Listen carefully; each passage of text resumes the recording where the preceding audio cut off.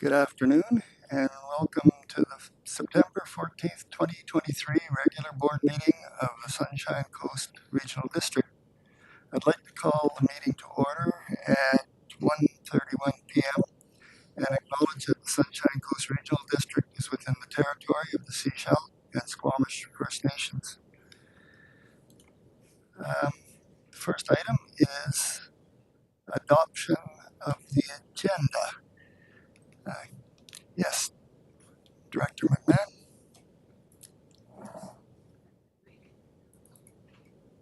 Given the likely length of today's meeting, I'm going to suggest that we strike the director's reports for today and come back to them after UBCM. Seems reasonable. Do I have a seconder for that? Yes. Lots of seconders. Thank you. All those in favor? Okay. So we now have an amended agenda before us. Any further changes? Bipper? Donna made the motion.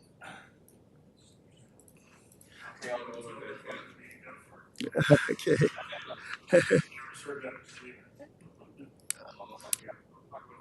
Oh, okay.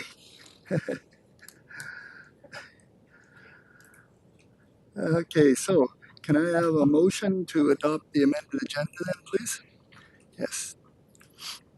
Director Toth and Director McMahon. Any further discussions? No? All those in favor? Any opposed? No. Okay, so we're moving on to the minutes, regular minutes.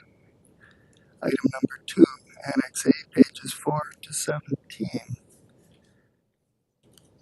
Are there any errors or omissions within the minutes? Hearing none. May I have a motion to adopt the minutes as presented? Director McMahon, seconded Director Toth. Any further discussion? No? All those in favor? Yeah, it's unanimous. Cool. That passes.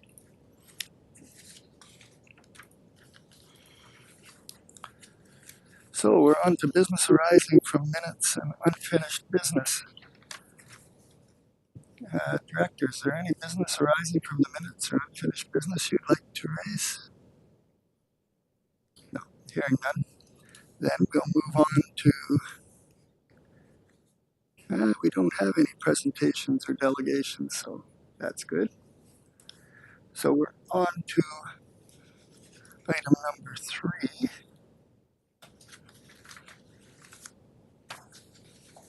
Committee of the Whole recommendations numbers 4 to 9 of July 27th, 2023. It's Annex B, pages 18 to 20.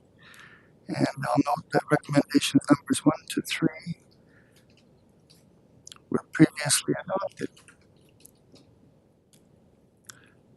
Okay. So may I have a motion to adopt the remaining recommendations in the block? Director Toth, seconded Director McMahon. Any discussions? No? All those in favor? Any opposed? No, that passes. Okay. So we're on to item number 4, which is request for proposal 2337006, contract award for dam safety improvements and upgrades at Chapman, Edwards, and McNeil Lakes. And I believe our manager of capital projects will introduce this. It's Annex C, pages 21 to 22. Mr. Soji. Yes, thank you, Chair. Through the Chair, this report is to recommend award a contract. Is your mic on? Yes, it is. Kind of quiet. Do I need to speak closer? Yes, this report is to recommend award a contract for the upgrades to our 3 dams at Chapman, Edwards, and McNeil Lakes for safety improvements. The tender was issued a little later than we expected because we had to get all the permitting in place. However, we received 3 compliant bids, and following review with our purchasing division, we're recommending award of contract to Jim Dent Construction, which happens to also be the lowest tender submitted. All prices are within the budget approved, so no financial plan amendment is required. And yeah, we're looking forward to getting forward with this project. The Jim Dent did propose to start to work immediately. As you're aware, this work is tied to the fisheries windows, construction windows, which is August 1st to October 31st. However, it's apparent that it's going to take a little while for them to procure the equipment. So more than likely, construction, they'll do all the prep work this year, this season, and mobilize next construction season. So in short, we're recommending award to the low tender, which is Jim Dent Construction. Thank you. Directors, do you have any questions or comments? Yes, Director McMahon, please. Yeah, I was just wondering if there's any problems with doing work on the dam when the siphons are in operation. I believe the work can be constructed while the siphons are in place.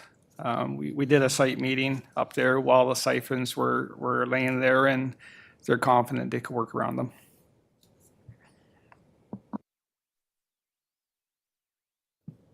Does any directors have any further questions? Director McMahon? I'd like to move the recommendations on page 21. Thank you. I see it seconded by Director Toth.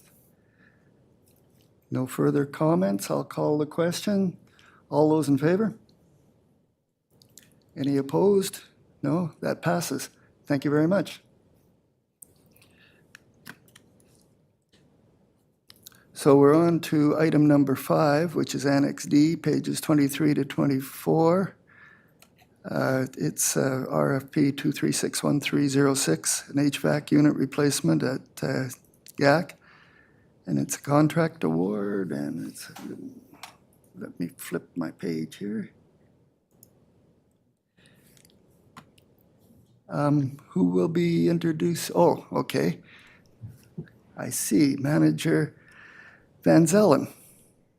Thank you, Chair. The electric rooftop HVAC units of the Gibsons Area Community Center, they've reached the end of their expected service life and are due for replacement. The request for proposal was published on May 8th, closed June 8th. We received. Excuse me, could you move a little closer to the mic, please? We can't hear. Okay, I will try. The electric rooftop HVAC units at the Gibsons Area Community Center have reached the end of their expected service life and are due for replacement. Request for proposal was published on May 8th and closed June 8th. We received 1 compliant proposal. Report brought before you today outlines the results of the RFP. Staff are seeking the board's approval to proceed with contract award to Entity Mechanical Limited. I'm happy to answer any questions you might have.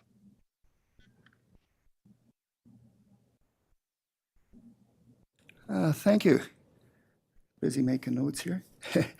Directors, do you, oh yes, Director McMahon, please. Yeah, just wondering whether the new units will be more efficient and perhaps reduce our GHG emissions. So the units that we're replacing are currently electric heat pump units, and they're being replaced as a like-for-like replacement. We don't anticipate there'll be any energy savings or changes to greenhouse gas emissions. Thank you. Any other questions? Okay, can I have a motion to accept? Yes, Director Toth. Thank you, Chair. I would like to move the recommendations on page 23 as presented. Thank you. Seconded by Director Bax. Any further discussion?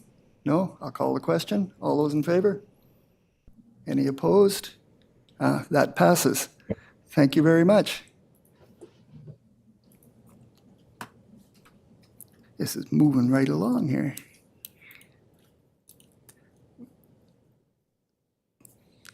We're on to communications, which is item number 6. I've got all that right? Yes. So we have at Ruth Simons, President, Howe Sound Biosphere Regional District Society, dated August 30th, 2023, regarding Howe Sound Community Forum. Annex E, pages 25 to 26. Annex E, let me click on that. Okay. Is there any discussion? Yes, Director White. I believe this is the letter that talks about the roundtable and a representative to it. So it also came to the town of Gibsons. So on behalf of the town of Gibsons, another partner, I did do some work in answering this to Ruth, and that is I consulted with our 2 regional directors who are on the Howe Sound Forum area, and talked to my council as well. And actually, so there's also, I should be clear, there's no actual clear process to appoint somebody to a roundtable, especially it gets awkward when it's like, could be a community member or staff or directors, and we're not going to have an election for that. So by consensus and talking to my council and the directors from F and E, we decided to put forward Michelle Lewis's name as the representative, who's a staff member of the town of Gibsons, who's been very active in this. So that's been sent to Ruth. I think that's just all in order, isn't it? I don't think we need a motion or anything. It would be just information for us. Yes. Thank you very much. Is there any further? No? Okay. Then we shall now move on to Annex F, which is in pages 27 to 34.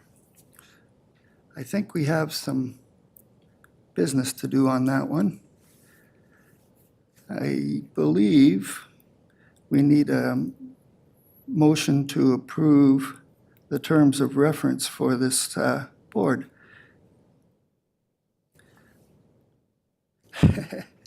So, reading this, I believe what it would like is that we need to motion to approve the terms of reference for the VICC Committee on Solid Waste and Circular Economy.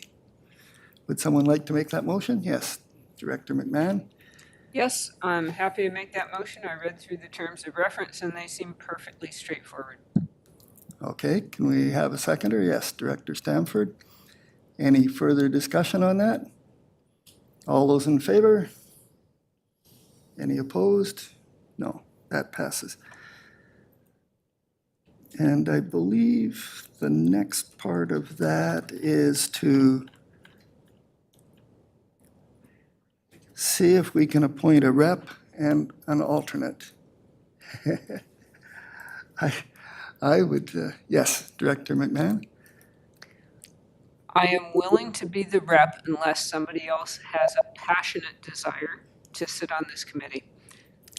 The elected rep only attends annually, so this is not a heavy burden. Okay, do I see a seconder for the motion? Director Stamford, is there any further discussion on this? No? Okay, all those in favor? Motion passes. Should we have an alternate? Uh-oh. Yes, Director Toth? Thank you. It's not that I'm passionate about it necessarily, but I am quite curious about this project. So I'm willing to serve as an alternate to this committee. Thank you very much. So motion that Director Toth become the alternate, seconded by Director McMahon. All those in favor? Perfect. That passes. Thank you very much for volunteering, you guys. Ladies and gentlemen. So we're now on to Annex G, which is a motion for which notice has been given. Let's see, what is this? Director Gabius, would you like to speak to this, please?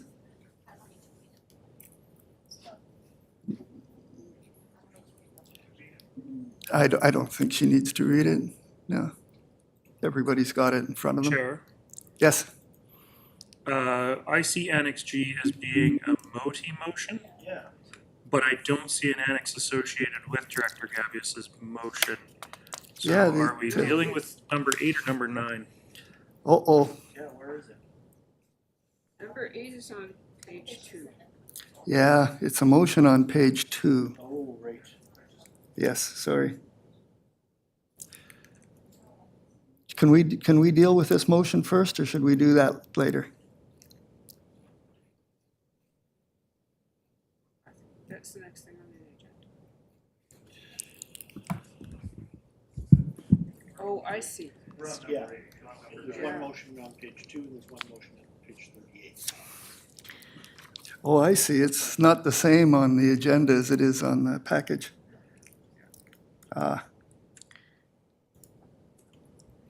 So the next one should be Justine's, Okay. which you should talk to. I think we'll go with Justine's motion as number 8 that's on our agenda and print it out. Okay. So, Thank you, Chair. I gave everybody time to read it. Thank you very much. The motion is quite straightforward, I believe. I hope so. But I do acknowledge that this is not a long-term solution. This is a temporary fix to a very complex issue. I think staff has tried to tackle it. We've tried to tackle it. It is very complicated. But right now, I think we should give our commercial food growing farms some relief and a bit of certainty for 2024. This motion also signals a commitment to increasing food security and climate resilience. Not only do farmers feed us, but they create healthy communities and healthy soil. They sequester carbon and help us reduce our greenhouse gas emissions by making us less reliant on imports. If you have farmed or know someone who does, you know that there are a lot of variables outside of a farmer's control. Too much rain, not enough rain, windstorms, hailstorms, pest and disease pressures, wildlife. A bad season can literally be your last season, and the Sunshine Coast cannot afford to lose any of its farmers. So allowing farmers to irrigate their crops during stage 4 is a way to relieve a lot of the stress brought on by climate change. Thank you.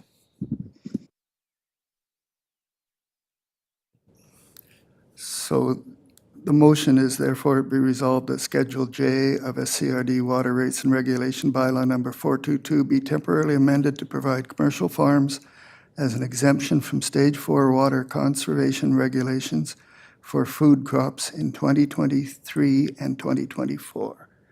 And that's the motion Director Gabius has made. Do we have a seconder? Yes, Director McMahon, thank you. Discussions? No discussion. Yes, Director Stamford, please. Thank you. I'm trying to find out, what does this mean? Like, what would the impact be on our stage 4 water supply if this was agreed to? And I'm not sure where to find that information. Is there anybody that could answer that question for us here?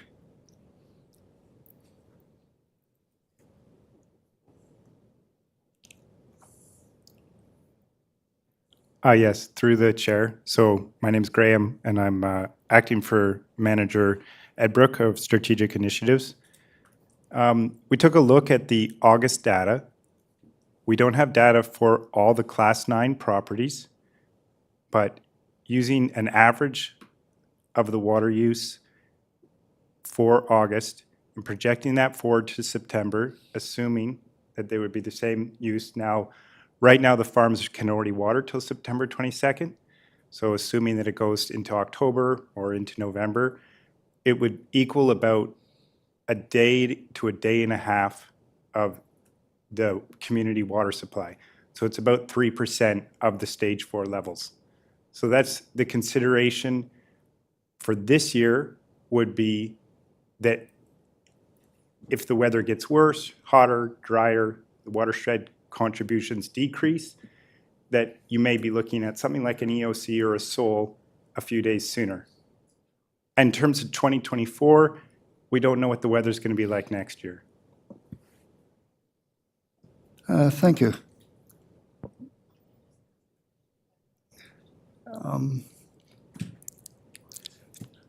Director Gabius, you'd like to comment on that or ask clarification question? Yeah, thank you, Chair. Just clarification. So we're talking about Class 9 farms. Have we been able to, because this motion would be for, to water food crops only. So understanding that Class 9 farms can be tree farms, turf farms, there's all sorts of different farms out there. And this motion is specifically for food producing farms. I'm wondering if there's consideration has been given to that? Yes, could you answer that part for us, please? Yeah, so we don't know what a Class 9 farm is watering, right? So what we can make some estimates based on the highest using Class 9 properties, that those highest uses are the ones that we're irrigating. It's just a gross average, and there's the resolution isn't greater than that.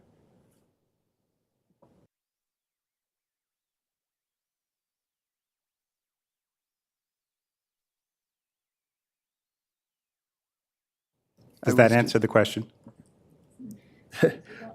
So we actually are not quite sure then what it is, or we have to assume it's a day less per day? That assumption is the high end. Now, there's farms that may be watering that aren't Class 9 properties that may interpret the regulations as giving them exemptions.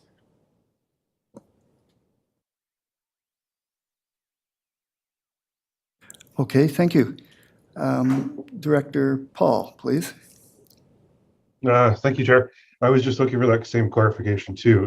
Was that number 3% usage per day or per week or per month that these Class 9s we use? Because looking at the SCRD website, like the level of Chapman has dropped on average 1% to 2% a day. So if we continue that in stage 4, that's going to be completely empty. The siphons are going to have to try to run it up. And with such a vague release on this thing, like there's no deadline. Like we set the 2-week deadline in stage 4 because of this is talking about everybody running out of drinking water. So giving a broad stroke, yeah, they can continue to do it in stage 4 till we run out of water. How much does it per day mean that we'll like lose another day of drinking water or sooner, if that's helpful?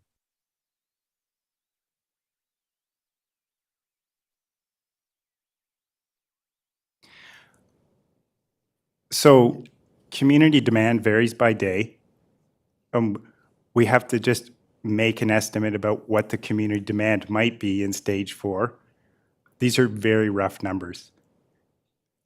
That said, we don't know when rain would come.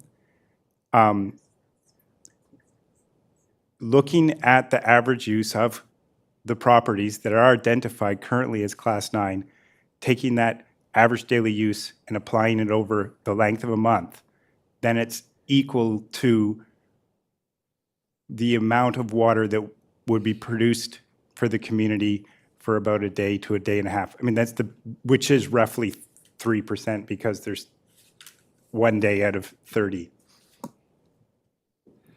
If I've got this right, then where we would have had 30 days of water, we're only going to have 29.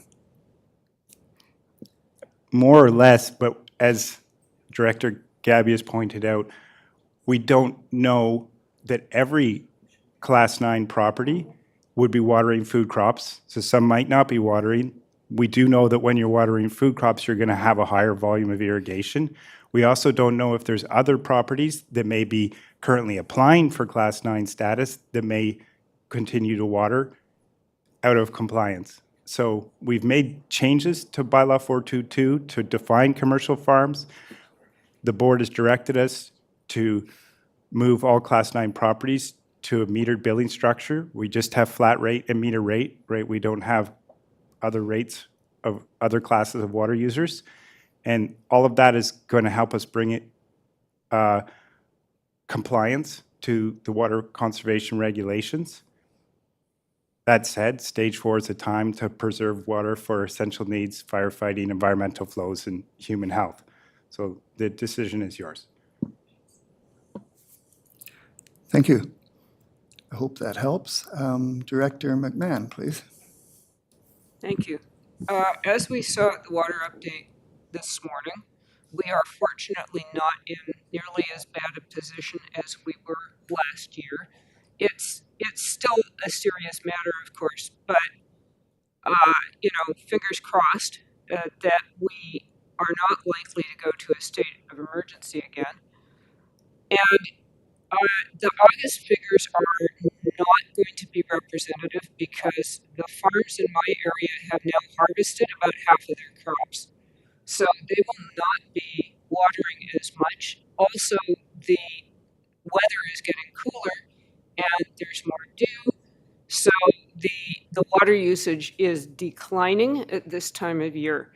I've looked at the list of Class 9 farms. There are really only half a dozen of them that are growing food crops.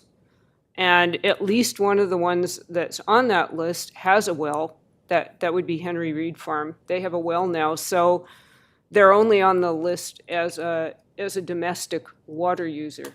So I think the absolute amount of water involved is relatively small, and the contribution of these farms to our community is very large, and we need to step forward. I very much appreciated the letter from the Farmers Institute that we received yesterday, outlining their position. We do need a different solution, a policy solution, and we are I've been in conversation certainly with the Farmers Institute, and we're looking at some possible approaches to a better policy solution for the use of water in agriculture. And I'm going to finally say that this is a very unusual situation that the SCRD is in, because most agricultural properties in BC have their own water sources, but we have tiny, tiny parcels.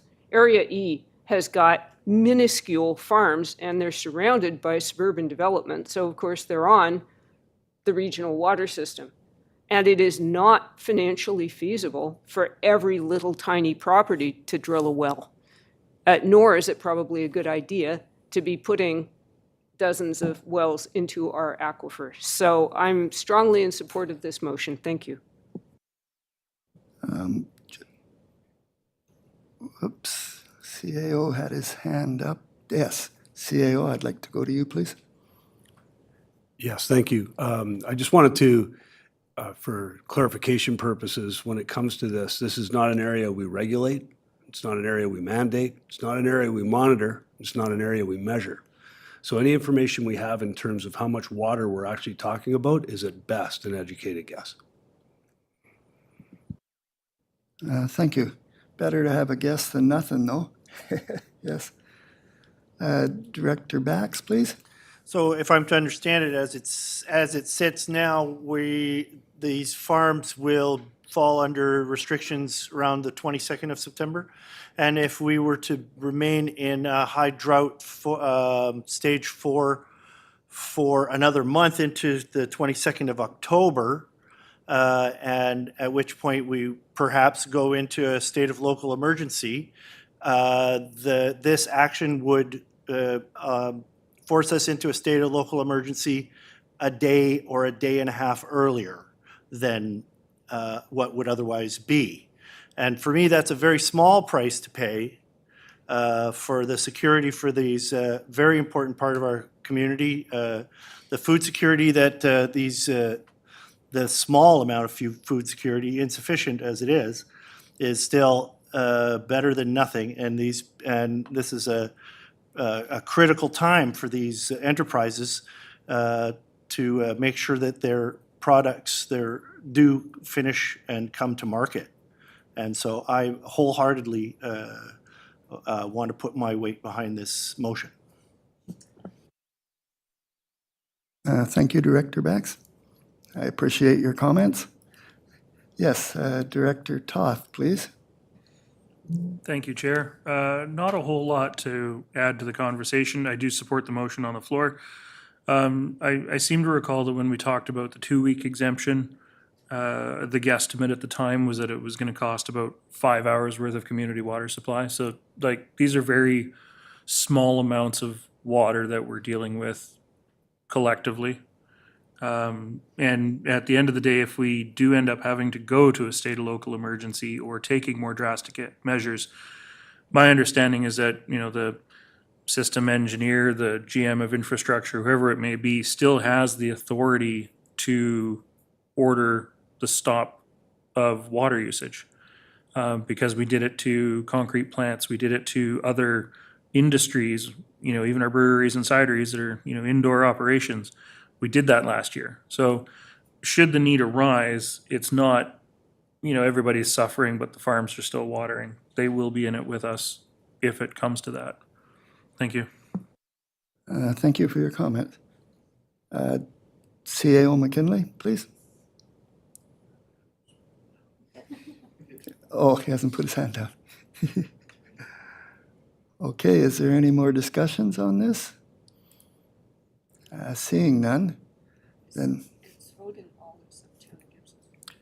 it's voting for all but Town of Gibson's. Yes. Okay. All those in favor of the motion? Any opposed? I don't see any opposed. Then it carries. Thank you. Thank you. Good discussion. Yeah.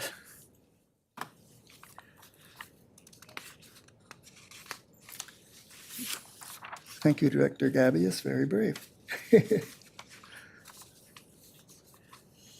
Now we're kind of lining up with the agenda and the electronic version here. We're on item number 9, which is Annex G, which is page 35. And it's a motion for which notice has been given. And it's Ministry of Transport and Infrastructure, Seashell Office staffing. And Director McMahon, would you like to talk to that for us, please? Certainly. I put it in my motion, but the job of the Seashell office has grown. The staffing has decreased. The third staff member in 3 years has just left that position because it's an overwhelming workload, and it is unreasonable for us to expect the office to function unless they increase the staffing. So my motion is that the SCRD write to the Ministry of Transportation and Infrastructure with an urgent request that the staffing level of the Seashell office be increased to a minimum of 2 staff. I'm going to add to that as a community, we should do our part too, because part of the challenge of that position has been the number of really abusive and angry complaints from the general public.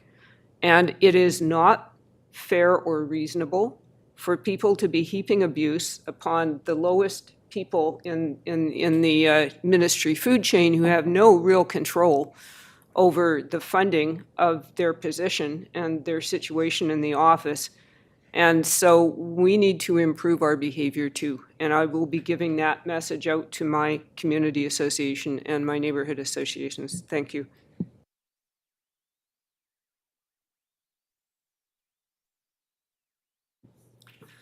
I'm on my third mic. Yeah. Yes, I see it second. Okay. Yes. Director Inkster, you'd like to speak to it? Yeah, thank you. I just wanted some historical information here. I remember when the office was actually what would have been considered 2 FTEs and a half a number of years ago. And even at that, although the manager of the local area was available, you could see him everywhere, so you could talk to him about things. And he came to some meetings here. Even at that, at 2.5 times, their office was often closed in Torito Square, even with 2.5. So with 1, I would say that it's even more difficult to get a hold of them and/or get needed work done or requested to be done. So I'm in support of this. Thank you. Is there any further discussions? Then I'll call the question. All those in favor? None opposed? That carries. Thank you very much. We're now on to item 10, that the resignation of Rod Moorcroft from the Elphinstone Advisory Planning Commission Area E be received. Voting electoral area directors only, 1 vote each. Can I have a motion to that effect? Thank you, Director McMahon, seconded by Director Gabius. Any further discussion? No. Call the question. All those in favor? That carries. Thank you.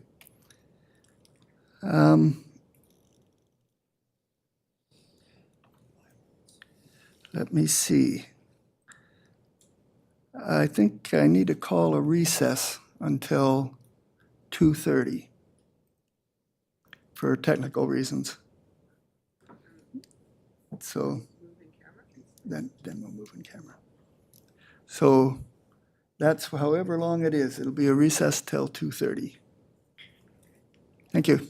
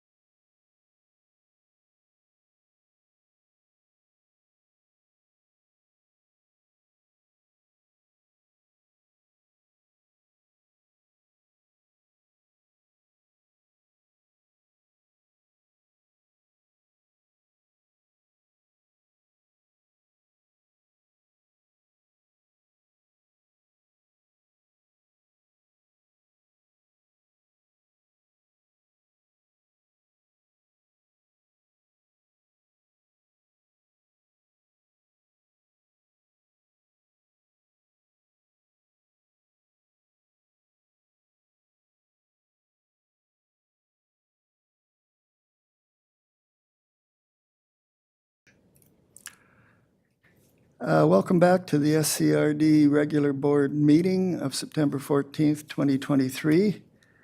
I'm looking for a motion to go in camera, that the public be excluded from attendance at the meeting in accordance with section 91A, C, F, G, I, K, and 2B of the community charter. Can I have, yes, Director Toth, Director McMahon, all those in favor? Okay, so can we secure the room?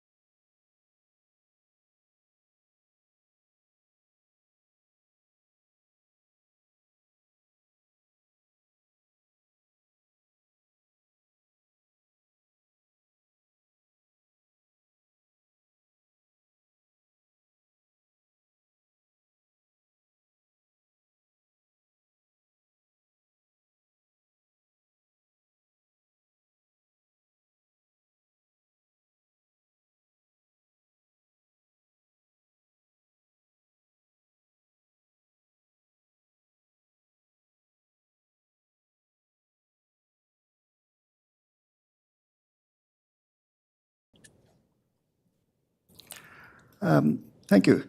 We're now returning to our regular board meeting of September 14th, 2023. Can I have a motion to adjourn, please? Director McMahon, seconded by Director Paul. All those in favor? Thank you. We're adjourned.